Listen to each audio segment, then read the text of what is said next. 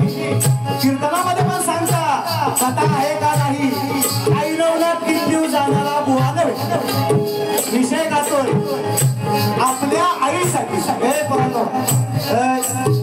आपल्या आईसाठी रावण म्हणतो आईला आई रावण म्हणतो आहे रावण म्हणतो आहे हे मातीचं शिवलिंग किती दिवस तो पुजणार आत्ताच्या आत्ता कैलासात जातो